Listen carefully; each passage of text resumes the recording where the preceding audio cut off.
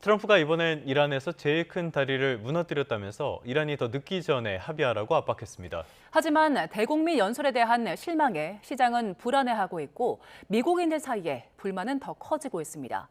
워싱턴 연결합니다. 신윤정 특파원, 트럼프 대통령이 예고한 대로 이란에 대한 미군의 공격이 계속되고 있다고요? 네, 트럼프 대통령은 SNS에서 이란 최대의 다리가 무너져 다시는 쓸 수 없게 됐다고 밝혔습니다. 함께 올린 10초 분량 영상에는 대형 교량이 검은 연기를 내며 붕괴하는 모습이 담겼는데요.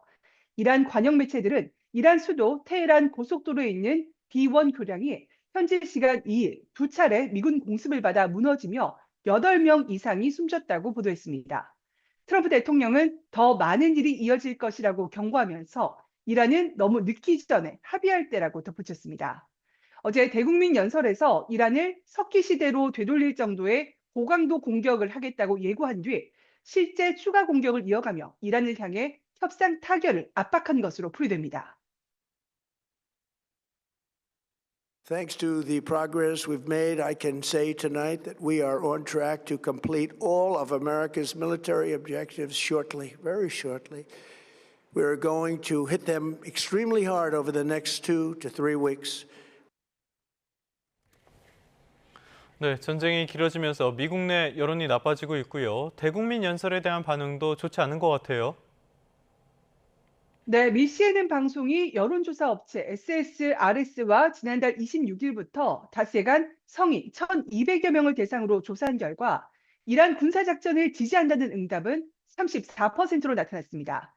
개전 직후인 2월 말부터 3월 초까지 실시된 조사 때의 지지 응답보다 7%포인트 하락한 겁니다. 반면 반대한다는 응답은 66%였고 특히 강력히 반대한다는 응답은 43%로 12%포인트 상승했습니다. 트럼프 대통령이 이란 사태 해결을 위해 명확한 계획을 갖고 있다고 보느냐는 질문에는 응답자 67%가 그렇지 않다고 답했고 그렇다는 답변은 33%에 그쳤습니다.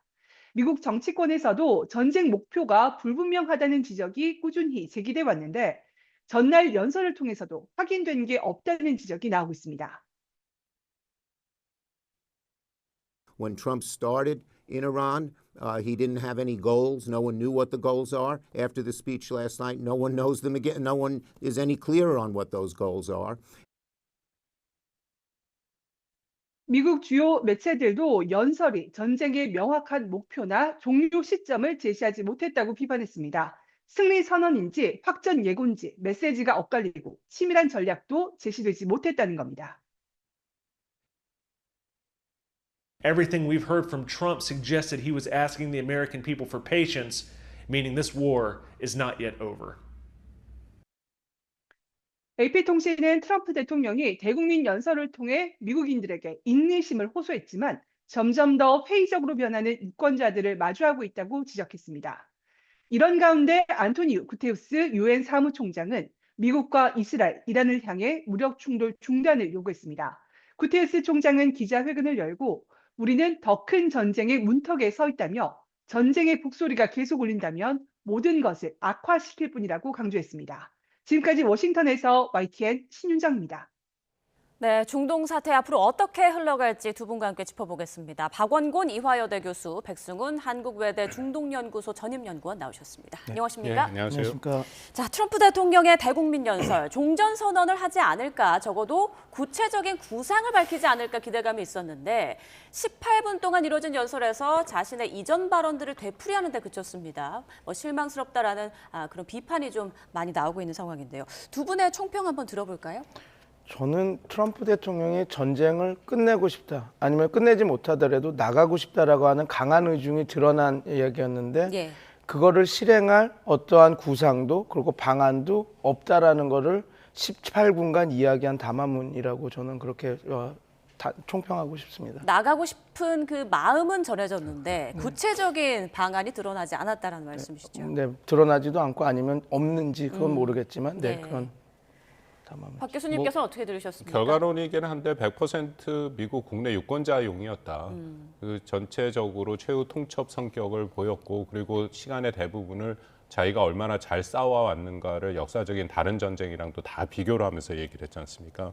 일종의 이런 자신들의 승리, 대승을 하고 있다라는 서사를 얘기해줬고 또 당장 그 민감한 예를 들어서 유가 같은 경우에도 결국은 잡힐 것이다라고 얘기를 했고 근데 다만 한 가지 주목할 것이 이걸 어떤 방향에서 보느냐에 따라 좀 다르긴 한 것 같은데 2, 3주라는 것이 2, 3주 후에 끝나겠다라는 또 한 번의 그런 의미도 부여가 돼 있다. 그러니까 2, 3주 동안 굉장히 강력하게 때리긴 하겠지만 결국 그 후에는 다시 한번 종전을 모색할 여지도 있다. 뭐 그 정도의 해석은 가능하다고 생각합니다. 네, 트럼프 대통령이 향후 2, 3주 동안 이란을 극도로 타격하겠다, 이란을 석기 시대로 되돌려보내겠다라고 말을 하면서 이란의 최대 교량을 파괴하는 영상을 올렸습니다. 다시 한번 이란을 강하게 압박하는 그런 의도겠죠? 네, 근데 문제는 이미 뭐 펜타곤에서도 미 국방부에서도 얘기했지만 이미 만 곳을 때렸습니다. 예. 그럼 이제 어떻게 보면 군사적인 곳은 거의 다 때릴 수 있는 건 다 때렸다는 얘기거든요. 그러면 이제 생활 인프라 시설들, 그러니까 이제 저는 전력이라든지 교각이라든지 교량이라든지 도로라든지 거기까지 이제 공격을 하겠다라는 것인데 예.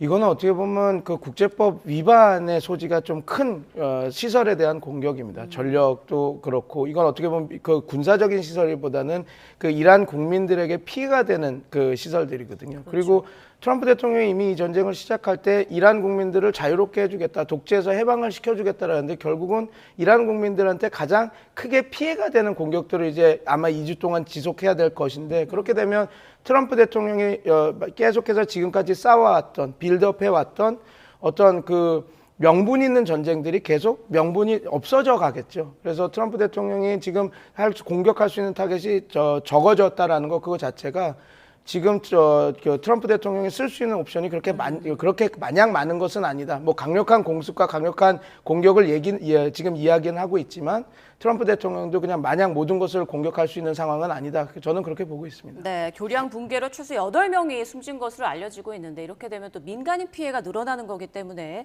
우려가 커지고 있는 상황입니다. 과연 2, 3주 안에 트럼프 대통령, 그러니까 미군이 어떻게 공격의 수위를 높일 것인가, 이런 발전소 공격이나 지상전 돌입 가능성에 대한 이야기도 나오더라고요. 어떻게 전망하세요? 뭐 일단은 강공의 모습을 보이고는 있죠. 왜냐하면 이것도 일종의 협상 테이블로 꺼내오기 위한 그런 모습이라 보이는데 우리가 사실 들어오기 전에 우리 백 박사님이랑 잠깐 말씀을 나눴는데요. 이게 좀 조심스럽긴 합니다만 트럼프 대통령의 이번에 이 연설을 보면 뭔가가 원치 않은 그런 방향으로 틀어진 그런 모습들이 보입니다. 예. 이게 뭐 계속 얘기가 나옵니다만 가장 미국에서 시청률이 높은 시간대에 방송을 했고 또 트럼프 대통령답지 않게 굉장히 짧은 18분, 보통은 1시간 이상씩 얘기를 하고 결정적으로 기자회견도 하지 않았거든요. 네. 그렇다면 보통의 트럼프 대통령의 모습은 아니었고요. 그리고 그전에 뭐 트럼프 대통령이 워낙 말을 많이 하긴 했습니다만 그중에 하나는 그래도 협상이 되고 있고 결국 미국이 원하는 방향으로 가고 있다라는 식으로 계속 얘기를 했는데 어저께 나온 얘기를 보면 결국 그렇지 않다라는 것은 뭔가 막판에 이것이 틀어졌을 가능성이 좀 있다. 이제 그러다 보니까 자신들이 원래 생각했던 목표물들은 일단 1차적으로 다 타격을 했거든요. 네. 10,000개가 넘는 목표물들을 타격을 했기 때문에 그 이상으로 타겟을 가기 위해서는 지금같이 민간 시설을 공격할 수밖에 없는 것이고 그런 민간 시설은 우리 백 박사님 정확히 지적한 것처럼 그것은 결국은 전쟁 범죄로도 연계될 수 있고 민간인의 피해가 나타날 수 있는 거고 또 결정적으로는 그렇게 한다고 이란이 과연 물러날 것이냐. 이란도 지금 똑같은 방식으로 거기에 대해서 대응을 하고 반격을 하고 있지 않습니까?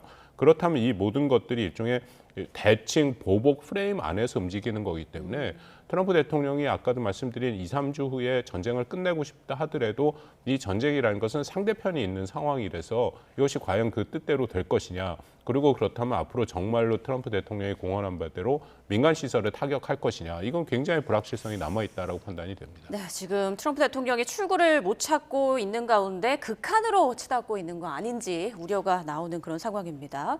이란은 지금 표면적으로는 눈 하나 깜짝하지 않는 것 같습니다. 더 처참하고 광범위하며 파괴적인 공격을 하겠다면서 바레인에 있는 미국의 빅테크 기업이죠. 아마존 시설을 공격했더라고요. 네, 뭐 이미 예견은 됐었죠. 예. 왜냐하면 뭐 AI 그 빅테크 그룹들이 우리 이란을 공격할 때 도와줬다. 이란 미국의 펜타곤이나 공격에 도와줬기 때문에 우리가 눈에는 눈, 이에는 이에서 이렇게 공격을 하겠다라고 예. 했죠. 그래서 저는 처음에는 이것도 민간 시설이기 때문에 그런 미사일 공격보다는 사이버 공격이 되지 않을까 싶었습니다. 그러나 지금 박 교수님께서도 말씀해 주셨듯이 이게 그 트럼프 대통령이 민간 시설을 공격하게 되면 상대방한테 초대장을 던지는 것이 되는 거거든요. 그러니까 내가 당연히 이것도 이란도 전쟁 범죄입니다. 해서는 안 된 일이지만 내가 공격을 당했기 때문에 내가 그것에 대해서 응전을 했다 이렇게 할 수 있는, 그러니까 자기네들의 명분을 만들어지는 것이기 때문에 트럼프 대통령이 지금 말씀하신 그 수사에는 상당히 전쟁을 정말 불확실성으로 끌어갈 수 있는 부분이 있어서 그 부분이 제일 좀 우려되는 부분. 지금 말씀하신 빅테크 그룹 아마존을, 이스라엘은 아마존 그 기업을 이란이 공격하는 그런 것들이 이제 앞으로 향후 2주 안에 좀 가장 우려스러운 부분들이 될 겁니다. 자, 이렇게 점점 선을 넘고 있는 그런 양상으로 번지고 있는데, 그렇다면 두 분께서는 이번 전쟁이 언제쯤 끝날 것으로 보고 계세요? 저는 이 변수들을 보면서 분석을 해서 양측의 유인이 전쟁을 더 끄는 것보다 끝내기를 원하고, 그 다음에 역량들이나 이런 것들도 다 소진되고 있어서 빨리 끝날 거라고, 오래 갈 수는 없을 거라고 얘기를 했는데 계속 이렇게 늘어지고 있어서 쉽지는 않은데, 박원근 교수님도 한번 말씀을 주셨지만 저는 지금 어찌됐건 5월 14일, 15일에 중국과의 그 정상회담이 있지 않습니까? 그래서 그 전에는, 그 전 한 2주 전에는 어느 정도 소강 국면에 들어가야 트럼프 대통령도 미국을 떠나서 중국을 갈 수 있는 거기 때문에 저는 트럼프 대통령이 말한 2-3주 안에 어떤 그 여러 가지 공습과 그런 응전이 있은 이후에 그 다음에 어떤 좀 소강 상태 아니면 협상 단계로 전환이 되지 않을까, 저는 그렇게 보고 있습니다. 트럼프 대통령의 뜻대로 계속 풀리지 않아서 미중 정상회담을 또 한 번 미룰 가능성도 있지 않을까요? 뭐 전쟁이라는 것은 불확실성이 있으니까 뭐 방금도 얘기 나눈 것처럼 트럼프 대통령은 원래 빨리 종전을 하고 싶은 생각이 있었던 거고, 처음부터 4주에서 6주를 얘기했던 거고, 이번에도 다시 2-3주라는 시간을 계속 못 박는 것은 빨리 나오겠다라는 생각은 분명히 있는 것으로 보이긴 합니다. 근데 물론 그것에 대한 두 가지 변수가 있다고 생각하는데, 하나는 호르무즈 해협 문제죠. 뭐 트럼프 대통령이 계속 미국은 거기에 상관이 없다라고 얘기를 하지만 결국 호르무즈 해협 때문에 유가가 올라가고 그것이 미국한테도 치명적인, 특히 국내 여론에서의 치명적인 그런 부분이 있기 때문에 트럼프가 신경을 써야 되는 거고요. 하나는 이란의 반응이죠. 계속해서 뭔가 협상이 물밑에서 이루어지고 있긴 하는데, 뭐 그거는 이란도 마찬가지, 미국도 마찬가지, 현재 내세우고 있는 협상안에 대한 수준이 너무 높기 때문에 서로 간에 합의를 이룰 가능성이 점점 낮다. 그렇다면은 1차적 고비는 아마 2-3주 후를 다시 얘기했으니까 그때쯤의 상황이 1차적인 그 판단의 기준이 되지 않을까 하는 생각은 있습니다. 네, 일단 4월 안에 무언가가 좀 마무리가 되기를 간절히 좀 바라보겠습니다. 자, 일각에서는 트럼프 대통령이 계속 나토 탈퇴 얘기를 했기 때문에 이번 연설에서도 언급하지 않을까 하는 전망이 있었는데 언급하지 않았습니다. 미국에 협조했거나 피해를 입은 동맹국들을 향해서 감사하다라는 메시지만 밝혔거든요. 이런 의도는 뭐라고 봐야 될까요?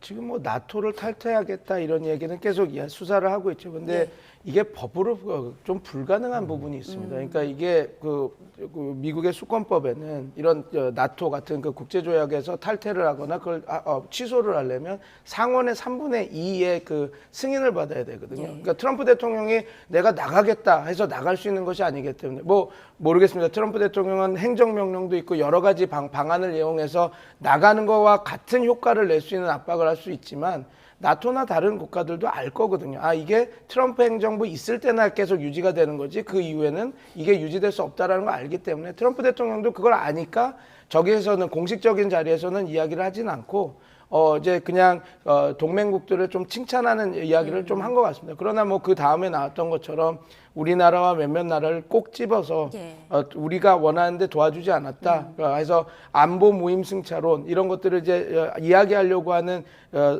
뭐라 그럴까요? 그런 단초들을 던지지 않았습니까? 그래서 아마 트럼프 대통령이 이 이후에는 또다시 한번 또 안보 무임승차론, 그래서 방위 분담을 포함한 여러 가지 자신들의 국익을 끌어당기는 여러 가지 그런 것들을 요구해 올 거라고 저는 보고 있습니다. 공식적으로 말은 안 했지만 뒤끝은 남아있다. 계속 마음에 품고 있을 것이다라는 말씀 해주셨습니다. 그리고 어제 트럼프 대통령이 오바마 전 대통령을 언급을 했는데 버락 오바마 후세인이라고 언급을 했단 말이죠. 그러면서 내가 오바마 행정부에 참담한 핵 협정을 종식시켰다라고 말을 했어요. 이건 어떤 의도일까요? 아까 말씀드린 것처럼 국내 오디언스 유권자들을 향해서 특히 자기 지지층을 향해서 얘기하는 거죠. 후세인이라는 이름이 들어간 것은 결국 무슬림의 의미가 있는 거기 때문에 보수층의 일부의 그런 그 이슬람 무슬림에 대해서 부정적인 생각을 갖고 있는 그런 걸 일종의 환기시키는 거죠. 또 하나는 2015년에 오바마 대통령 때 이란과 핵 합의 JCPOA를 맺었습니다.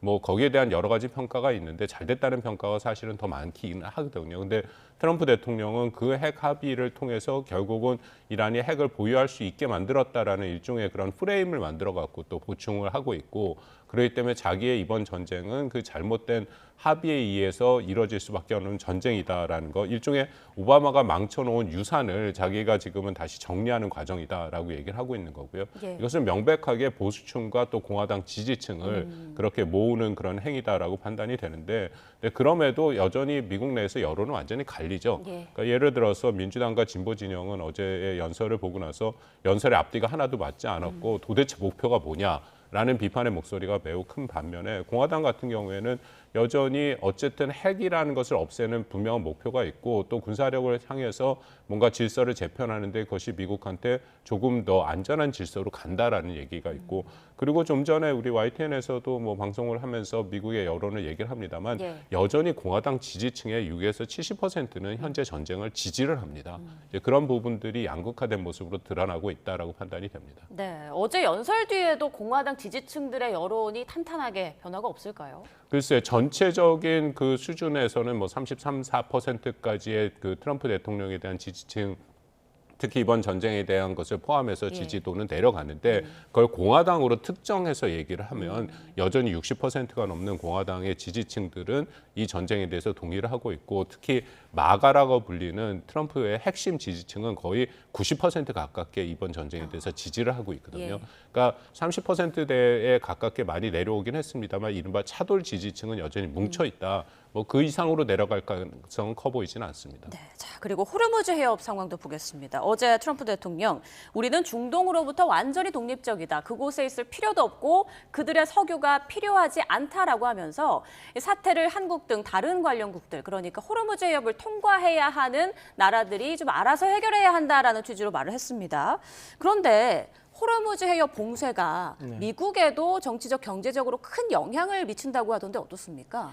어찌됐건 호르무즈 해협이 막혀서 유가가 올라가면 예. 이제 뭐 미국은 석유를 파는 국가니까 나는 저 석유값이 올라가면 좋다라고 하지만 그건 정부의 입장인 거고, 그 석유에 의해서 그 석유를 사야 되는 민간인들은 또 다른 얘기거든요. 트럼프 대통령이 이번에 담화문을 급작스럽게 한 것도 결국은 갤론당 그 4달러라고 하는 그 석유값 때문에 그 유가가 올라가니까 압박을 받아서, 그 박 교수님도 말씀 주셨지만 국민들을, 대국민을 해서 미국민들에 대해서 한 얘기가 크거든요. 그래서 트럼프 대통령이 지금은 전시 상황이고 호르무즈 항행에 대해서 본인이 이걸 뚫어낼 자신이나 구상이 지금 부족하니까 오히려 더 세게, 이거 막히는 거 나는 별로, 우리 미국한테는 그리고 나한테는 별로 큰 문제 아니야. 우리는 어차피 알래스카에서 죄송합니다, 나오는 석유와 그 셰일 가스가 있으니 이걸로 우리는 더 많은 돈을 벌 수 있어, 이런 이야기를 던지는 것인데, 네. 60% 70% 뭐 공화당에서 트럼프 대통령을 지지하는 세력들은 환호하겠지만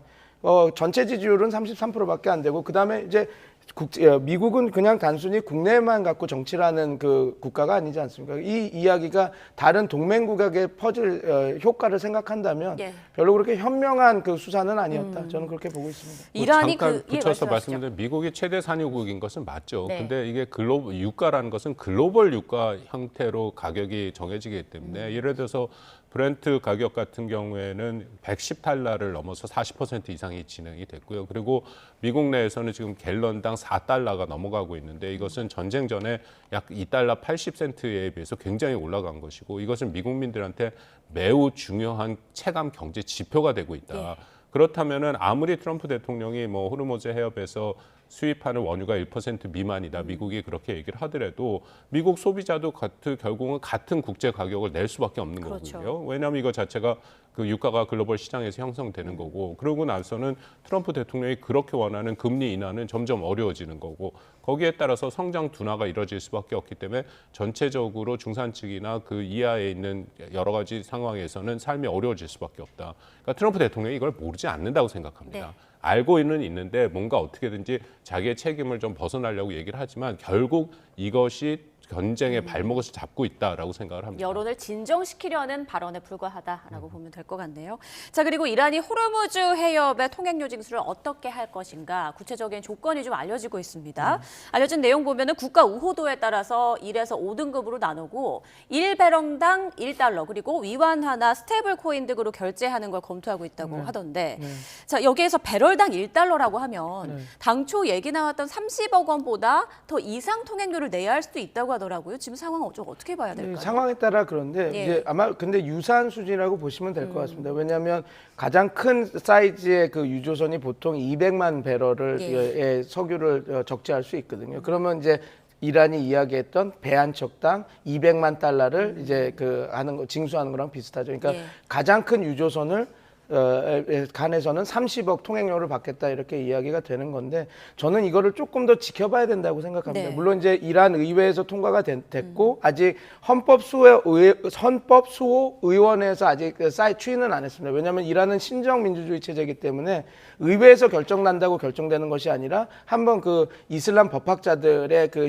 뭐랄까요 그런 검열을 한번 봤거든요. 그래서 아직 그 절차가 남아 있어서 지켜봐야 되는데 아마 이건 통과는 될 겁니다. 근데 문제는 이겁니다. 이제 저는 과연 이걸 실제 징수할 수 있을까라는 의문이 듭니다. 왜냐하면 중국도 가장 많은 석유를 거기에서 가지고 오는데 그렇게 되면 중국도 매 배당 30억이라고 하는 통행료를 내야 되거든요. 네. 과연 중국도 이거를 반길까? 그리고 만약에 이게 지금 전시 상황이라서 얘기가 되지만 전후가 되면 이건 아마 유엔 안보리에도 올라갈 겁니다. 그러면 이게 올라가면 러시아도 그렇고 유가를 올리는 그런 거 그리고 중국은 다 직접적인 피해를 받는 건데 이거를 이란을 위해서 우리 반대할 이유는 없거든요. 예. 그래서 이란 입장에서도 이걸 통행료를 징수를 하는 걸 직접 원할 것인가. 그리고 뭐가 문제냐면 지금 40개국, 처음엔 35개국 합참의장이 모여서 했다가 지금 40개국이 모여서 전시 이후에 전쟁 끝나고 나와서는 호르무즈 항행에 관련해서는 우리가 어떤 조치들과 다자주의 틀을 만들어서 해결을 하겠다라고 하면 결국은 지금 유엔도 나왔고 그 40개국도 나왔는데 지금 이란은 미국과 싸우고 있지만 이게 정전이 끝나고 나면 이제 유엔 그리고 40개국과 싸워야 되는 상황이 벌어질 수 있습니다. 예. 그래서 거기다가 이 통행료를 받는 거는 국제법에서 완전히 위반이기 때문에 자기네들 근거도 없고요. 그래서 저는 이게 좀 저의 상상력인데 그냥 지금 이란 입장에서는 배상금을 받지 않으면 국가 생존이 어려운 상황입니다. 우리가 12월, 1월 달에도 그 상황을 받지 않습니다. 예. 그래서 돈을 좀 받아내야 되는데 지금 150조, 그다음에 배 한 척당 30억이라고 하는 이 수치가 배상금을 받으려고 하는 중거점이 되지 않을까 저는 생각합니다. 그러니까 만약에 협상을 하는데 미국이 이제 동결된 자산을 어느 정도 줄게라고 이렇게 협상이 될 때 미국은 당연히 적은 돈을 주려고 할 텐데 그러면 이란은 아니 그런 돈 주지 마. 그럼 우리는 통행료를 받을 거야. 통행료가 한 130조 돼. 그러니까 나는 이거 받을게 해서 그게 그 이란도 그 130조를 다 받을 수 있을 거라고 생각은 하진 않겠지만 어떤 협상에서의 중거점으로 지렛대로 사용하려고 지금 이런 이야기가 되는 부분도 있어서 지금 통행료 관련해서는 조금 더 시간을 지켜보고 종전 이유를 지켜봐야 좀 더 적확한 분석을 할 수 있을 것 같습니다. 네. 잠깐 저도 좀 더 하면요. 이건 매우 심각한 문제입니다. 만약에 그렇게 통행료를 받는다면 우리 한국 같은 경우에 연간 1조 원대의 추가 부담이 되는 것이고요. 그리고 조금 전에 우리 백승훈 박사께서 잘 말씀을 하셨는데 이거는 유엔 해양법 협약의 명백한 위반입니다. 네. 이제 국제법 해협 규범면과도 상당한 충돌이 될 수밖에 없는 것이고 왜냐하면 호르무즈 해협이라는 것은 수에즈 운하 같은 인공시설이 아니고 고전적인 국제 해협이거든요. 그렇다면은 기본적으로 그 통과는 어떠한 경우에도 정지시킬 수가 없게 돼 있습니다. 예. 그것은 국제 협약에 따른 것이고요. 그래서 비정지 그 무해 통행을 보장을 해야 되는 것이고 이것을 어떤 단순한 제재 보복이나 지금 자유권 명분 같은 차원으로 임의로 정지시킬 수 없다라는 것이고요. 또한 군사적 목적과 다른 그냥 일반 상업 그런 그 상업 화물을 싣고 가는 것을 멈추게 된다는 것은 국제 인도법적 관행에도 어긋나는 것이기 때문에 만약 이렇게 되면 아까 말씀한 유엔 안보리에서도 2차 결의가 나왔거든요. 여기에 대해서는. 그리고 40여 개국가 모인 것도 이것이 가장 핵심인 거고 그러면 대이란 제재는 더 강화가 되고 종국에는 시간이 걸리겠지만 군사적인 조치까지도 이루어질 수 있는 거기 때문에 이란도 이런 선택을 하기는 저는 쉬워 보이지는 않습니다. 네, 호르무즈 해협의 통행료 징수 현실적으로는 쉽지 않을 것이다라는 두 분의 전망 들어봤습니다. 그리고 이란이 오만과 함께 호르무즈 해협의 안전 항행을 보장하는 의정서 초안을 마련 중이다. 뭐 이런 소식이 또 전해졌는데 이 부분도 약간의 긍정적인 희망적인 시그널이라고 볼 수 있을까요? 글쎄, 뭐 그 협상서 초안을 내용을 보니까 예. 그것도 일종의 그런 통행을 관한 그런 이란의 권리를 확인하는 그런 작업들일 수도 있거든요. 예. 그렇기 때문에 현재에서는 이란의 입장에서는 당연히 호르무즈 해협이 결국은 갖고 있는 최대치의 미국을 압박할 수 있는 카드고 또 국제사회에 대해서 이런 주변을 환기시킬 수 있는 부분이긴 하지만 그것도 여전히 좀 한계가 있다라는 생각이 들고 그리고 어떤 협의가 나와서 할지 이제 구체적으로 밝혀지면 우리가 좀 확인이 될 수 있기는 하겠지만 조금 전에 말씀드린 그런 이유 때이기 때문에 만약 통행권을 여전히 제한하는 그런 형태로 간다라는 것은 상당한 한계가 있을 수밖에 없다라고 판단이 됩니다. 네, 그리고 지금까지는 어쨌든 이란의 전쟁에 대해서 국제 여론이 어쨌든 미국과 이스라엘이 먼저 시작된 전쟁이었고 그리고 이란이 나름대로 거기에 대해서 대응을 한다라고 해서 약간의 이란에 대해서 긍정적인 여론이 있었다라고 치면 만약에 이런 호르무즈 해협이 계속 가게 된다면 그 여론이 또 뭔가 반전될 가능성도 적지 않게 있다라고 생각합니다. 네, 자, 이란의 최고 지도자 하메나이는 어제 트럼프 대통령의 연설을 듣고 어떤 생각이 들었을지 궁금한데 연설 전에 모조타바가 메시지를 냈습니다. 이슬람 공화국의 날을 맞아서 순교자들을 위한 나무를 심자 이런 메시지를 냈는데 뭐 이번에도 목소리를 들을 수 없었고 뭐 모습은 더욱더 알 수 없었습니다. 어떤 의미로 볼까요?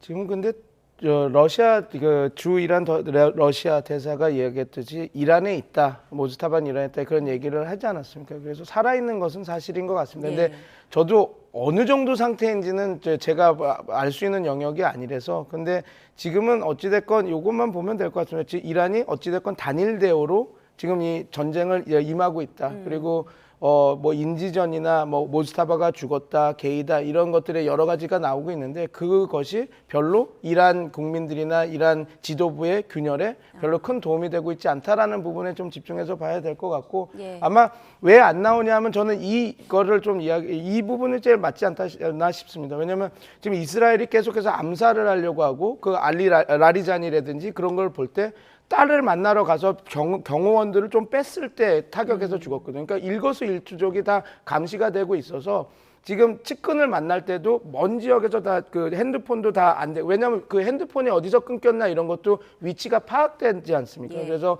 그 완전히 철통 보안으로 지금 신변 안전에 기하고 있다라고 해서 그래서 이렇게 안 나오려고 하는 거 아닌가? 그래서 저는 그 부분에 좀 방점을 두고 싶습니다. 네, 트럼프 대통령 연설에 대한 모즈타바의 메시지는 또 어떻게 나올지 한번 지켜보겠습니다. 지금까지 박원곤 이화여대 교수, 백승훈 한국외대 중동연구소 전임연구원과 함께했습니다. 고맙습니다. 감사합니다. 프랑스 에마뉴엘 마크롱 대통령이 국빈 자격으로 한국을 방문했습니다. 네, 잠시 뒤 이재명 대통령과 정상회담을 할 예정인데요. 청와대의 공식 환영식 모습 보시겠습니다. 네, 마크롱 대통령 방한 취임 이후에는 첫 방한이고 또 올해가 한불 수교 140주년인 만큼 보시는 것처럼 성대한 공식 환영식을 청와대가 준비를 했습니다. 조금 전 청와대 대정원의 모습인데요. 마크롱 대통령이 청와대 대정원에서 이재명 대통령과 이동을 하고 있고 지금 주변으로 보시는 것처럼 총 70여 명의 전통 의장대 그리고 취차대 차량이 호위를 하고 있습니다. 3군 의장대의 모습도 보이고요. 총 280여 명이 도열을 하고 있습니다. 네, 이번 방문은 한국과 프랑스 수교 140주년을 기념해서 이뤄졌습니다. 양국은 이번 정상회담을 통해서 인공지능, 원자력, 우주, 수소 등 첨단 산업 분야 협력을 강화하는 방안을 논의할 예정인데요. 또 글로벌 정세와 국제 협력 문제도 주요 의제로 다뤄질 전망입니다. 네, 이번 방안은 프랑스 정상의 국빈 방문으로는 약 11년 만이고요. 특히 마크롱 대통령 취임 이후 첫 한국 방문이라는 점에서도 의미가 큽니다. 네. 자, 지금 보시는 것처럼 중동 정세를 논의할 전망도 보이고 있는데요. 지금 취차대 등 여러 도열을 받으면서 마크롱 프랑스 대통령과 이재명 대통령이 이동을 하고 있습니다. 네, 마크롱 대통령은 어제 오후에 서울공항을 통해서 입국을 했습니다. 입국 직후에는 용산 전쟁기념관을 찾아서 한국 전쟁에 참전한 프랑스 군인들을 기리는 헌화 일정을 소화했고요.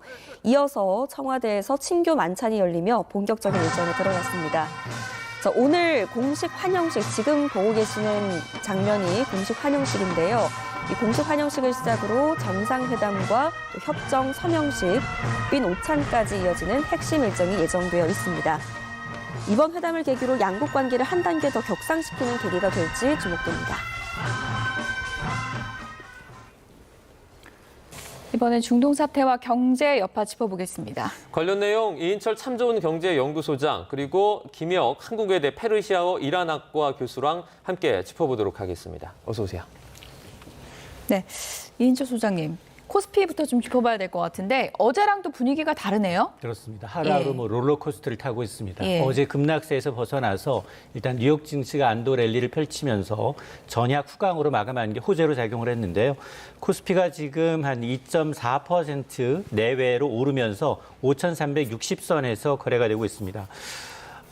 이 호르무즈 개방에 대한 윤곽이 드러나고 있죠. 이란과 오만이 호르무즈 해협에 대한 통행 규칙을 논의하고 있다. 라는 소식이 호재로 작용을 하고 있는데 그러나 현실과 좀 실제는 좀 차이가 있는데요.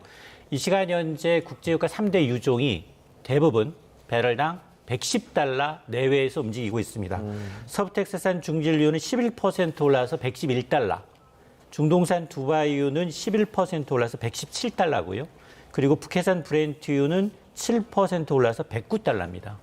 그러니까 3대 유종이 100달러가 아니라 110달러 선에서 움직이고 있는데 유가가 왜 이렇게 중요하냐? 우리가 이제 소비자 물가를 산정할 때 상품 서비스 1000개를 놓고 하는데 1000을 비중으로 했을 때 석유가 차지하는 비중이 47이에요. 예. 이 얘기는 국제 유가가 10% 오르면 물가가 0.47%포인트 단순하게 끌어올린다는 얘기예요. 유가가 미치는 파장이 가장 심각합니다. 근데 하루 만에 유가가 10% 내외로 움직이고 있다는 건 굉장히 전쟁에 대한 종전에 대한 기대감이 꺾이면서 그리고 실제로 이란은 통행권을 이제 가시화하면서 받겠다라는 걸 가시화하면서 그런 것들이 시장에 반영된 것으로 보입니다. 네, 유가 얘기까지 이제 덧붙여서 언급을 해주셨는데 사실 오늘 올라도 내일 안심할 수 없는 지금 상황인 것 같아요. 저희가 그래픽을 하나 준비했는데 하나 좀 올려주시죠. 최근에 이제 전쟁 여파가 미국이나 이런 어떤 다른 나라들보다 우리나라에 조금 더 영향을 좀 크게 주고 있는 것 같거든요. 그러니까 이제 트럼프 대통령이 어제 우리나라 시간으로 10시에 이제 발표를 했잖아요. 발표를 하자마자 떨어지는 낙폭이 정말 상당히 컸습니다. 맞습니다. 이게 사실은 이제 외부 충격에 상당히 좀 취약한 구조를 지금 보이고 있는 상황인데요. 한국 증시는 해외 수출 의존도가 상당히 높죠. 네. 특히나 중동산 에너지 의존도가 압도적으로 높습니다. 그렇게 되면 우리의 수출 주력 업종인 반도체, 자동차 같이 글로벌 경기와 지정학적 리스크에 민감한 업종 비중이 크다 보니까 하루 만에 뭐 10% 넘게 시가총액 1, 2억 기업이 떨어졌다가 오늘은 3에서 5% 넘게도 반등을 하고 있는 겁니다. 여기다 환율도 불안한데요. 1,500원이 지금은 뭐 거의 고착화되고 있는 상황입니다. 이러다 보니까 외국인 자금이 빠르게 이탈하고 있다는 점도 부담 요인인데 정리하게 되면 한국은 수출 타격, 그리고 에너지 비용 상승, 여기다 외국인 자금 이탈이라는 삼중격을 겪고 있기 때문에 상대적으로 사실은 미국은 에너지 자립도도 높고요. 글로벌 자금이 전쟁 때문에 오히려 안전자산인 미국으로 쏠리고 있다는 것도 우리가 이제 괴리감을 보이는 이유입니다. 네. 트럼프 미국 대통령 석기 시대까지 언급을 했는데 조금 전에 트루스 소셜 본인의 SNS에 올린 글에 이런 내용이 담겨 있습니다. 이란의 파괴는 아직 시작도 안 했고 다음은 다리와 발전소다 이렇게 얘기를 했습니다. 발전소라면 거의 레드라인으로 설정해도 될 만큼 굉장히 좀 중요하고 핵심적인 시설인데 대대적인 공습을 예고한 겁니까? 어떻게 봐야 됩니까? 네, 실제로 교각은 이제 오늘 오전에 이제 파괴를 했고요. 사실 그 교각이 파괴된 곳이 테헤란 이제 남서부 쪽에 카라지라는 지역이거든요. 근데 이제 그 지역에 좀 교각의 의미를 좀 봐야 될 것 같습니다. 지금 테헤란이 인구가 대략 한 1,300만 정도 되거든요. 네. 근데 이제 이 전쟁이 시작되는 초기에 이미 이제 작년 6월 달에 있었던 12일 전쟁에도 이제 경험을 했기 때문에 대다수의 테헤란 주민들이요. 한 600만 정도가 지금 다 피난을 가 있습니다. 근데 어디를 가 있냐면요. 지금 테헤란 뒷몇 북쪽으로는 알보르즈 산맥이라고 있습니다. 그 산맥을 넘어가면 이제 거기가 카스피해거든요. 근데 이제 카스피해는 이번에도 지금 공격을 뭐 거의 받지를 않고 있기 때문에 안전한 지역으로 생각을 하고 있습니다. 그래서 거의 한 600만의 테헤란 인구가 그쪽에 가 있는데 글로 이동을 하는 거의 메인 루트라고 보면 됩니다. 그러니까 저희는 예를 들어 저희로 치면은 거의 서울 양양 고속도로가 강릉을 가야 되는데 서울 양양 고속도로가 지금 딱 막혀 있는 그 메인 그 루트를 좀 공격을 했기 때문에 사실 이 부분은 어떻게 보면은 이제 그 공격의 대상이 이제 군기지나 이런 것들은 거의 다 파괴를 한 것 같고요. 이러다 보니까 이제 민간이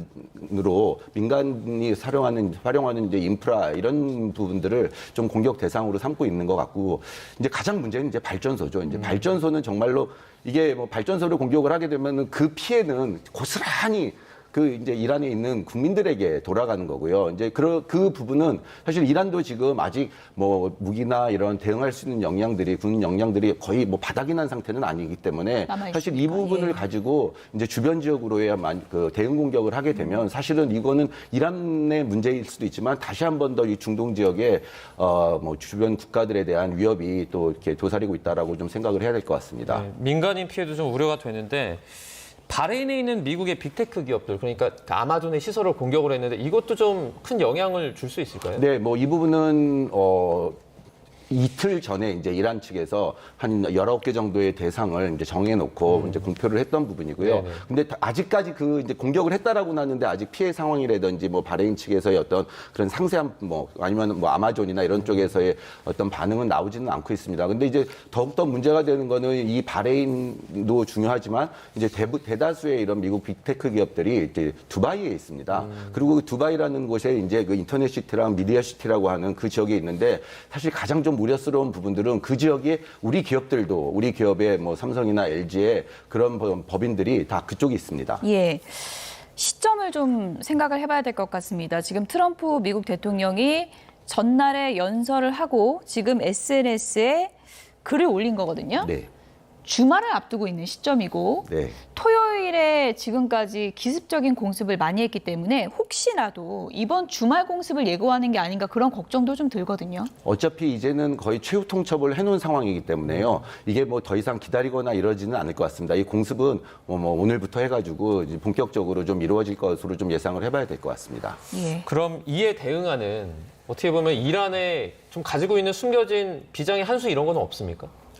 비장의 한 수는 합의를 해야 되는 거죠. 뭐 가장 그게 지금 결국에는 이거는 합의를 하기 위해서 지금 아직 트럼프 대통령이 이제 어제의 그 발언에서도 보면은 사실은 좀 이란이 합의를 할 수 있는 부분은 저는 좀 열어놨다라고 생각을 합니다. 그 부분이 결국에는 호르무즈 해협 관련된 부분이고요. 호르무즈 해협에 대해서는 본인이 더 이상 개입을 하지 않겠다라는 말을 남겨놨기 때문에 사실 이란 측 입장에서는 모든 핵기지 다 이제 파괴됐고 탄도미사일 기지들도 다 파괴가 됐으면 미국 측에서 요구하는 건 이미 완수가 된 거죠. 예. 그런데 거기에서 가장 좀 민감한 부분이었던 결국에는 이 호르무즈 해협이 양국 간의 가장 큰 이제 관건으로 남아 있었는데 그 부분이 어떻게 보면 미국 측에서 어느 정도는 양보를 좀 했다라고도 볼 수 있을 것 같아서 사실 뭐 이란 측에서는 좀 빨리 뭐 요청하는 부분에 답을 좀 해야 될 것 같습니다. 어쨌든 호르무즈 해협 문제는 트럼프 미국 대통령이 나는 손 떼겠다고 이제 분명히 했고 이란에서는 지금 배럴당 1달러라는 구체적인 수치까지 제시하고 있습니다. 이게 유가를 더 밀어 올리지 않을까 걱정이 좀 되는데요. 맞습니다. 언제는 이제 하르그 섬까지 다 손아귀에 넣겠다라고 하더니 말을 바꾸고 있어요. 이 전쟁이 길어지면서 일단 지지율 떨어지고 있고요. 또 미국 내 휘발유 가격이 오르다 보니까 소비자들의 반발도 거셉니다. 전쟁 장기화에 대한 목표와 이게 불명하다라는 이제 반대 여론이 거세니까 이른바 이제 호르무즈 해협 이용 당사자들, 이용 당사국들끼리 해결해라. 미국은 빠진다. 원한다면 미국산을 써라. 라는 이제 압박을 하고 있는 셈이거든요. 이러는 사이에 말씀하신 것처럼 이란은 어쨌든 이제 통행하는 선박에 대해서는 통행권 부과하고 이제 물리적 통제를 강화하겠다라는 움직임이에요. 근데 이제 국제적인 공조가 아니라 당장 급한 일부 국가들은 또 아름아름 이제 이란과의 비공식 접촉을 통해서 일부 통행권을 확보하고 있는 것으로 보이거든요. 그럼 국제적인 협약 자체가 끝날 뿐만이 아니라 미국 주도의 페트로달러가 완화됩니다. 왜냐? 여기 지금 이제 이란산 호르무즈 해협을 통과하려면 적어도 위안화이거나 아니면 이제 이 비트코인과 같은 이제 결제 수단이 이제 달러가 아닌 다른 결제 수단을 얘기하고 있기 때문에 아마 3대 유종이 같이 움직이지 미국의 국제 유가는 낮아지지는 않거든요. 예. 트럼프 대통령이 발을 뺀다 하더라도 만에 하나 이렇게 되면 이렇게 각국이 우회를 찾고 그리고 이제 개별 협상에 매달리는 사이에 글로벌 이제 에너지 공급망은 또 비용이 더 늘어남과 동시에 또 안보 공백이라는 유럽는 이제 혼돈의 시대로 갈 수밖에 없어서 트럼프 대통령이 정작 전쟁을 발발한 당사자임에도 불구하고 혼자 발을 빼서 그리고 동맹국들한테 안보와 위협을 전가하고 있다라는 비난까지 동시에 받을 수밖에 없습니다. 소장님이 보셨을 때는 이 선박당 30억 원을 내고 이 기름을 가져오는 게 맞습니까? 아니면 차라리 다른 곳을 뭐 미국이라든지 조금 멀더라도 이렇게 기름을 공유하는 그런 방식이 더 좋습니까? 이거는 이제 한 선박당 초대형 유조선의 경우에는 200만 배럴당 1달러이기 때문에 30억 원이에요. 그냥 협박하는 액수겠죠? 맞습니다. 예. 우리가 거의 한 1,000만 배럴 이상을 가져와야 되는데 연간 1조 원을 이게 통행료로 내야 된다는 게 말이 안 되는 거고요. 수에즈 운하는 인공이잖아요. 만들 때 이제 초기 비용이 들었기 때문에 어느 정도 이제 국제적으로 허위 고용을 하고 있지만 이거는 국제법상 유엔 해양법상 이제 불법이기 때문에 어제도 한국을 포함한 42여 개 이제 외교 장관들이 얘기를 했지만 사실은 이란이 이렇게 목리를 부리면 별다른 해법이 없어요. 무력적인 공격을 통하는데 그건 아직까지는 반대하고 있는 국가들이 일부 있기 때문에 아마 저는 이 문제를 아마 이제 전쟁이 끝난다 하더라도 이 문제가 가장 큰 국제경제 불확실성이라고 봅니다. 네, 국제경제 불확실성. 이란이 이제 어떻게 대응할 것인가 이 부분이 이제 관심인데 이란 대사가 우리 국회 찾기도 했잖아요. 네. 어쨌든 뭐 공습한 건 미국이지 다른 나라들이 아니지 않습니까? 좀 협상의 여지가 있겠죠? 네, 그리고 지금 방금 전에 이제 말씀하셨던 이제 호르무즈 통항 관련해 가지고 이제 그 이란 측에서 이 통행료를 부과를 한다라고 하더라도 이제 우리가 지금 하나 좀 봐야 될 게요. 예. 결국 이란은 지금 미국으로부터의 제재를 받고 있습니다. 예. 그 경제 제재의 핵심이 이제 프라이머리 생션과 이제 세컨더리 생션이라고 해서 이란이 그러니까 미국 이외의 다른 국가들도 이란의 기업들과 거래를 하면 안 됩니다. 거래를 했을 경우에는 미국에 있는 자산이나 이런 것들이 다 동결이 되지 않습니까? 예. 근데 지금 만약에 통행세를 부과를 할 경우에 만약에 그 통행세를 그러면 결국에는 이란에다가 지불을 해야 되는 건데 그거는 거래로 됩니다. 그러면 이 부분은 거래가 되면 자연스럽게 다시 미국의 경제 제재를 또 위반하는 게 되거든요. 그렇군요. 그러면은 이 부분도 사실은 어쨌든 이걸 만약에 암묵적으로 미국이 용인을 해줬다 이러면은 뭐 이란으로서는 뭐 엄청 좋은 이제 하나의 수혜자가 될 수는 있겠지만 그 부분이 해결되지 않은 상태에서 이런 통항세를 부과한다 이거는 또 다시 미국의 경제 제재와 예. 다시 연결이 되는 이 부분이라서 좀 풀어야 될 숙제들은 굉장히 많을 것 트럼프 같습니다. 대통령이 각자 알아서 각국에 해결하라 그랬는데 제재는 방법이 없는 그럼 제재는 이미 뭐 제재를 해제 준다는 말을 지금 하지 않은 상황에서 그러면 거래를 하라는 건데 예. 그럼 거래를 했을 경우에는 미국 제재에 또 걸려 들어가게 되는 굉장히 좀 복잡한 산식이 그렇군요. 있습니다. 미국 입장에서는 사실 그 이란의 제재를 허용해 주는 게 풀어주는 게 네. 어떻게 보면 금전적인 이익을 주는 거랑 좀 동일하지 않나요? 그게 이란에서 요구했던 배상금과도 연결이 될 수가 있겠죠. 예, 그렇게 되면 그래서 협상이라는 얘기를 아직까지는 가능성이 좀 남아 있다라고 보는 이유가 공식적으로 만나서 한 자리에서 뭔가 얘기가 오고 가고 있지는 않지만 실질적으로 앞서 말씀드렸던 모든 부분들이 그러니까 트럼프 대통령이 목표했던 것들은 거의 다 지금 뭐 달성이 된 부분이고요. 그게 이란이 포기해서가 아니라 공격에 의해서 다 포기가 된 달성이 된 부분이고 호르무즈 해협 같은 부분도 만약에 이런 식으로 이런 통항세를 미국에서 제재를 이 부분은 유예를 시켜주겠다라고 암묵적으로 만약에 승인을 하면 사실은 이란 측에서도 받아들이지 않을 이유는 없을 것 같습니다. 네. 여러 가지 지렛대가 있다 이렇게 네. 볼 수 있을 것 같은데 트럼프 대통령이 연설에서 이라크전, 베트남전 언급하면서 얼마나 오래 했냐, 이거 얼마 안 됐다라고 이제 비교를 하기도 했습니다. 그래서 이게 지금 언제까지 가려고 하는 생각인가 많은 사람들이 이제 궁금해하고 있는데 이게 몇 달 더 장기화된다면 유가는 정말 어디까지 올라갈 수 있는 거예요? 그동안 이제 각국 전문가들이 시나리오별 이제 국제유가나 세계 경제에 미치는 파장에 대해서 분석 보고서를 내놨는데 예. 어제 이제 대외경제정책연구원의 보고서를 보게 되면 우리가 전쟁 이전 보통 3대 국제유가는 배럴당 60달러 선. 근데 전쟁이 여기서 지금 마무리가 됐어요. 마무리가 됐다 하더라도 파괴된 정제시설을 다시 원상복구하는 데 시간이 걸리기 때문에 이제 배럴당 90달러 시대가 열리고요. 그리고 최악의 경우 확전 시나리오가 현실화된다면 배럴당 174달러예요. 한 번도 경험하지 못한 세계가 올 수 있다라는 얘기인데요. 예. 문제는 우리예요. 중동산 에너지 수입 비중이 70%가 넘습니다. 여기다 지금 당장 나프타 수입 중단 때문에 비닐 만드는 공장의 가동을 중단하고 있고요. 지금 사재기하고 있어요. 일부 마트는 품절뿐만 아니라 판매 제한까지 하고 있는 상황이고, 특히나 석유화학 산업은 이제 나프타 원재료가 부족하다 보니까 수출 불가항력뿐 아니라 수출 가동을 절반 이하로 줄이고 있는 상황이기 때문에 예. 아마 $60 시대는 가고 이제 $90가 뉴 노말이고 확전되면 $174까지 갈 수 있으니 사전에 대비해야 한다라는 의미입니다. 현대 사회에서 지금 중동이나 미국에서 원유를 들여오는 방법 말고는 다른 루트는 아예 없나요? 있죠. 왜 없겠습니까?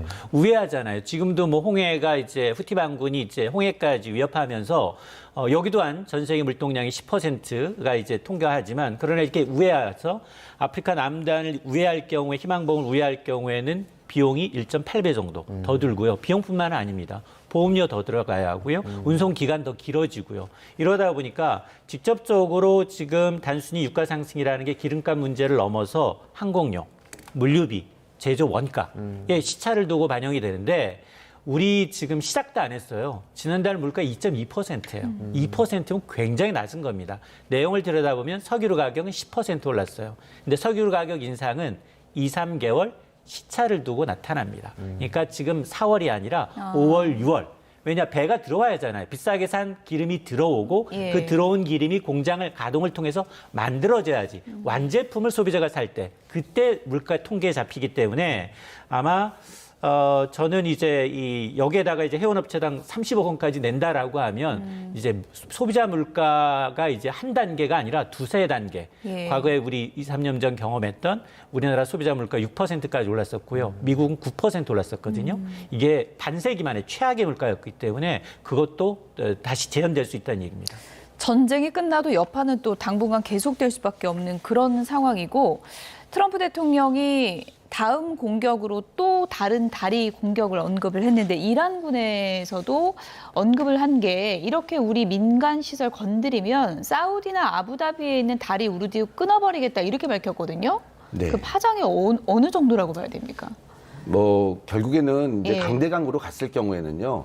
뭐 사우디나 무슨 UAE 있는 교량이나 이런 것들을 뭐 이제 타격을 할 수 있겠지만, 더욱더 문제는 이제 발전소, 앞서서 말씀드렸던 것처럼요. 발전소 부분을 만약에 공격을 하게 되거나 이런 식으로 진행이 되면, 사실은 그러고 나서도 마지막 무기는 그 담수화 시설이 있지 않습니까? 뭐 계속 이제 저희가 예. 이제 많이 언급을 하고 있는 부분인데, 만약에 담수화 시설까지 공격을 하게 됐을 경우에는 사실은 그 주변에 있는 걸프 지역들은 담수화 시설의 거의 뭐 한 90% 이상을 지금 기대고 있는 상황이라서 예. 그 부분은 정말로 이거는 진짜 고스란히 그 민간인들, 그 안에 있는 뭐 이란뿐만 아니라 걸프 지역에서 거주하고 있는 그런 민간인들에 대한 피해가 사실은 좀 너무나도 극심할 것 같아서 굉장히 우려되는 상황입니다. 미국에서 방금 말씀해 주신 담수화 시설, 캐슘 섬에 있는 그 담수화 시설을 건드리지 않는 이유가 민간인들이 많이 좀 이렇게 관련돼 있기 때문인가요, 그러면? 사실 이란은 그렇게 담수화 시설에 크게 영향을 받지는 예. 않습니다. 한 5%에서 한 8% 정도의 영향을 예. 받고, 물론 이란이 뭐 수자원이 굉장히 풍부하거나 이러지는 않습니다. 하지만 이게 담수화에 지금 영향을 받는, 의존하는 국가는 아니고요. 가장 문제되는 거는 걸프 지역 국가들이 가장 문제가 되겠죠.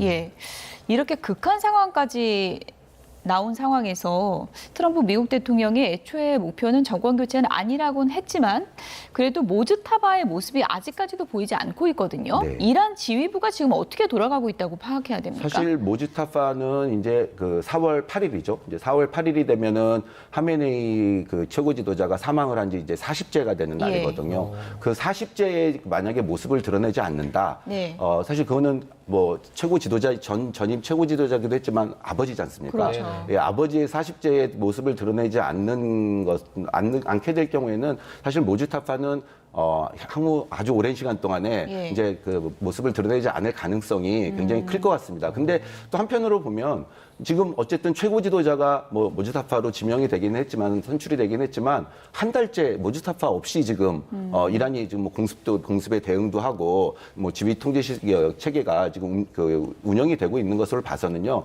사실 이제는 모즈타파는 어떤 이념적인 상징으로서는 계속 뭐 그 영향을 끼칠 수는 있지만 실질적으로 지금의 어떤 정국을 이렇게 막 국면을 바꾼다거나 이렇게 하는 부분에 있어서는 큰 영향을 끼치지는 않을 것 같습니다. 그 라마단 기간이나 그 전에 이제 그 이란에서 설날로 노르죠. 치는 그 명절 그때도 이제 모즈타바가 모습을 드러내지 않았잖아요. 예. 그러니까 지금 그래서 3월 21일 날도 지금 나오질 않았고 이번에 4월 8일 날도 만약에 안 나오게 된다면은 이제 이렇게 되면은 사실은 모즈타파는 뭐 그렇게 공식석상에 이제 당분간은 드러나지 않을 것으로 좀 보입니다. 이란이 거대한 북한처럼 변할 수도 있다라는 우려도 많이 나오고 있는데 이란에서 좀 생활을 오래 하셨잖아요. 어떻게 보십니까? 사실 그 부분이 가장 우려되는 부분입니다. 이 핵 문제를 해결하지 못한 상태에서 만약에 이란이 이렇게 국제사회로부터 고립을 받게 되고 그렇게 되면 이란은 어쨌든 지금 미국의 공습 이후로요. 굉장히 이란 사회가 신정체제를 없애겠다라고 해서 공습을 했던 건데 신정체제 이후에 지금은 세습 신정 군부체제로 지금 지금 빠르게 전환을 했습니다. 사실은 가장 안 좋은 방향으로 지금 흘러가고 있는 거죠. 근데 여기에서 이 협상을 끝내지 못하고 미국이 이제 뭐 이렇게 빠져나가고 돼서 이란이 만약에 국제사회로부터 고립이 된다면 핵무기를 더욱더 뭐 가열차게 좀 더 이제 보유를 하려고 하는 노력들을 할 것이고요. 그러면서 이제 혁명 수비대를 중심으로 한 약간 군부정, 강경 군부정으로 좀 이렇게 변모할 수 있는 가능성도 없지 않아 있어 보입니다. 네. 트럼프 미국 대통령의 조금 전 올라온 글이 단순한 협박이기를 좀 기대해 봐야 될 것 같습니다. 주말에 좀 무사히 넘어갔으면 좋겠는데 끝으로요. 뭐 유가만 뛰는 게 아니고 지금 항공료도 상당히 많이 뛰고 모든 생활 물가가 지금 뛰기 때문에 많은 분들이 산업계 여파 걱정하고 있거든요. 어떤 부분에 대한 대비가 좀 필요할까요? 맞습니다. 지금 보니까 나프타는 이미 2배 올랐어요. 근데 재고 구하지 못해서 러시아산, 인도산을 지금 좀 알아봐야 되는 상황이고요. 산업 현장 그야말로 이제 비명을 지르고 있습니다. 석유화학은 그렇지 않아도 이제 과잉 생산으로 중국산 저가에 대응하고 있었는데 자체 구조조정이 이제 진행 중인 가운데 일단 나프타 수입 비중이 전체 우리나라 수의 절반 이상을 그리고 중동산의 70% 이상을 의존하고 있기 때문에 지금 아마 한두 달 정도 고비가 될 것으로 보여요. 그러다 보니까 이제 쓰레기 종량제 봉투 이제 사재기 대란이 나타나고 있는데요. 이미 물류비가 최대 80%까지 올랐습니다. 보험료 2~3배, 7배까지 올랐고요. 이게 앞서 제가 말씀을 드렸습니다만 이런 수입 물가가 소비자 물가에 반영되는 데는 시차가 발생을 하기 때문에 아직까지는 이제 물가가 굉장히 낮은 수준이지만 5월, 6월 되면 물가가 고스란히 소비자 물가에 반영되기 시작하면 한국은행의 통화 정책이 무력화됩니다. 그렇게 되면 한국은행은 경기가 나쁨에도 불구하고 금리를 인하하지 못하고 계속해서 인상하거나 여기다 환율까지 지금 1,500원 넘어서고 있잖아요. 고유가, 고환율, 거기다 고금리인 상황에서 이제 오히려 이제 물가가 3% 이상 치솟는다면 한국은행은 의례적으로 금리를 유지하는 게 아니라 금리를 오히려 강제로 인상해야 될 수도 있습니다. 네, 알겠습니다. 중동 사태와 경제적인 부분들까지 저희가 자세하게 알아봤습니다. 이인철 참전경제연구소장 그리고 김혁 한국외대 페르시아어 이란학과 교수와 함께했습니다. 오늘 고맙습니다. 두 분 고맙습니다. 트럼프 대통령의 대국민 메시지를 보면 지상군 투입 가능성은 더욱 낮아졌다는 평가가 지배적입니다. 향후 공격 기한을 2~3주로 제시한 데다 지상군을 투입해 얻을 수 있는 전쟁 목표를 공습만으로 대부분 이뤘다고 판단하고 있는 것으로 보입니다. 김문경 기자가 보도합니다. 대부분의 전쟁에서 지상군을 투입하는 이유는 크게 세 가지입니다. 공습만으로는 힘든 정권을 교체하거나 영토를 점령하고 지상의 군사 위협을 제거하는 등 핵심 목표를 이루기 위해서입니다. 정권 교체 목표의 경우 트럼프 대통령은 처음부터 없었다며 다만 공습을 통해 정권 교체가 이루어졌다고 자평했습니다. Regime change was not our goal. We never said regime change, but regime change has occurred because of all of their original leaders' death. 이란의 최대 석유 수출 기지인 하르그 섬 등을 장악할 가능성, 즉 영토 점령도 내비쳤지만 이마저도 호르무즈 해협에 의존하는 국가들이 스스로 해결할 것을 촉구했습니다. 남은 핵심 목표는 이란이 어디엔가 숨겨놨을 지상 핵물질입니다. 트럼프 대통령은 이에 대해 핵 개발을 저지하는 데 성공했고 다시 추진한다면 시기를 가리지 않고 응징하겠다고 밝혔습니다. We have it under intense satellite surveillance and control. If we see them make a move, even a move for it, we'll hit them with missiles very hard again. 결국 지상군을 투입해야 하는 핵심 목표 세 가지가 거의 사라진 겁니다. 특히 공격 기한을 2, 3주로 못 받고 해공군력만으로 이란의 석기 시대라는 목표를 빠르게 이루겠다는 의지를 내보인 것도 마찬가지입니다. 이에 따라 현재 호르무즈로 향하거나 이미 도착한 미국의 전략 자산은 추가 공습에 집중하고 증파된 해병대 병력은 공습 이후 호르무즈 해협을 관리하는 수순을 따를 것으로 관측됩니다. YTN 김문경입니다. 트럼프 대통령은 대국민 연설에서 이란 전쟁의 완전한 승리를 선언했습니다. 하지만 개전 당시 공언했던 핵심 과제들은 교묘하게 가리고 승리의 기준을 입맛대로 바꾼 사후 정당화라는 비판이 커지고 있습니다. 염혜원 기자입니다. 자신만만한 표정으로 연단에 선 트럼프 대통령은 이란이 사실상 굴복했다고 선언했습니다. 원했던 모든 걸 얻었다며 이제 미군을 조기에 복귀시키겠다고 약속했습니다. 그런데 한 달 전 개전 선언 때 내세웠던 전쟁 목표와 비교하면 많은 게 달라졌습니다. 당시 백악관의 첫 번째 목표는 이란 핵시설의 완전한 파괴였습니다. 하지만 이번 연설에선 미사일 기지를 타격했으니 핵은 있어도 쓸모없는 무용지물이라며 승리의 기준을 슬그머니 낮췄습니다. Their missiles are just about used up or beaten. Taken together, these actions will cripple Iran military, crush their ability to support terrorist proxies, and deny them the ability to build a nuclear bomb. 지하 핵시설 파괴가 한계에 봉착하자 운반 수단인 미사일 기지를 제거하는 데 만족하는 거로 목표를 수정한 셈입니다. 정권 교체에 대한 주장도 교묘하게 바뀌었습니다. 친권 통치 체제의 종식을 외쳤던 초기와 달리 지금은 협상에 나선 페제시키안 정부의 유화적 태도를 두고 미국이 만들어낸 정권 변화의 성과라고 자평했습니다. Regime change has occurred because of all of their original leaders' death. They're all dead. The new group is less radical and much more reasonable. 결국 이러한 말바꾸기는 치솟는 유가와 동맹국들의 이탈, 그리고 중간 선거를 앞둔 정치적 부담 때문이라는 분석이 나옵니다. 전략적 완승이 불가능해진 상황에서 승리라는 프레임을 선점해 서둘러 전쟁의 늪에서 빠져나가려는 출구 전략인 셈입니다.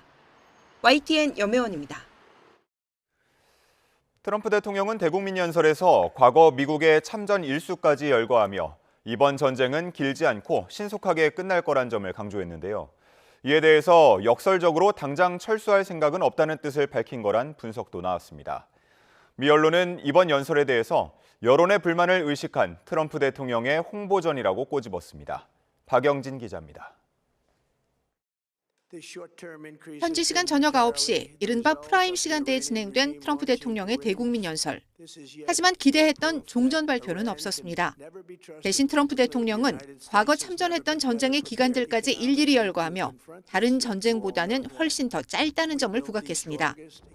그러면서 전쟁을 빨리 끝낼 거라고 거듭 강조했는데 여기엔 당분간은 철수할 생각이 없다는 점을 밝힌 거라는 분석도 나옵니다. You know, because the US has been involved in wars in the past that have taken place over years or decades, that a few months or even a year of the US fighting in Iran should not be considered a very long period of time. 급등하는 유가와 추락하는 주가도 곧 안정될 거라며 심지어 호르무즈 해협 봉쇄도 미국엔 걱정거리가 안 된다고 주장했습니다. There's no country like us anywhere in the world, and we're in great shape for the future. The United States imports almost no oil through the Hormuz Strait and won't be taking any in the future. We don't need it. 전쟁 장기화와 유가 상승에 대한 우려를 불식하면서 성과를 강조하는 데 방점을 찍은 겁니다. This address was partly trying to calm markets and also calm domestic sentiment.